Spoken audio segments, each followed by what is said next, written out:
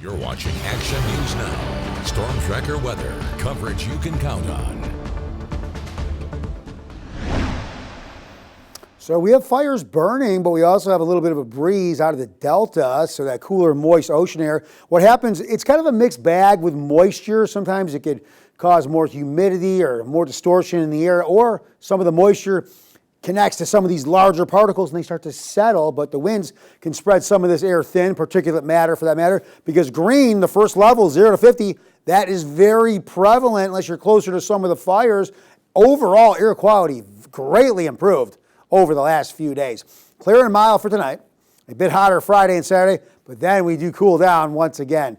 Here's those winds I talked about, so a little breezy out of the south, but again, it's pumping more moisture into the area. More moisture, that is better for combating fires. Fires don't like the water, the moisture. It deprives them of oxygen. Okay, here is what we have. Temperatures dropping now into the low 60s in some parts of the valley. You get into some of the higher elevations. We'll see temperatures in the 50s over there in Chester, over there in Bernie at 56 degrees. Okay, here's what we have tomorrow.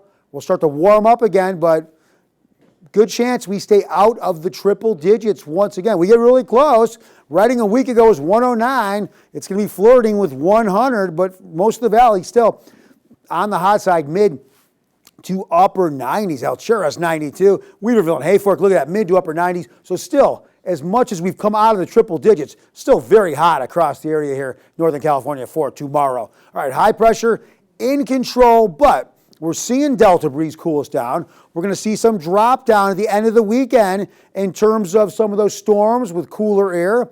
And what does that mean? That low pressure is going to push. That could elevate our winds a little bit, interacting with the high pressure systems. At the same time, cooler air dropping down. That'll further push the mercury levels or the temperatures down into the 80s for highs, which I'll show you in a second. After being 107, 109, we're going to see temperatures that drop back down to average now go below average. Let's look at this on the 7-day. Here is what we have. So we warm up Friday and Saturday, but then I showed you the movement there with those storms kind of dropping out of the north. We'll start to cool, and look at some of those highs. Remember, we should be about 95, 96 degrees this time of year in the valley. We're going to be almost 10 degrees or more below that at times with the movement in the atmosphere the way it's going. And some of those lows, look at that, coming down into the lower 60s. So after really seeing a heat wave, we're going to cool down pretty good after the weekend.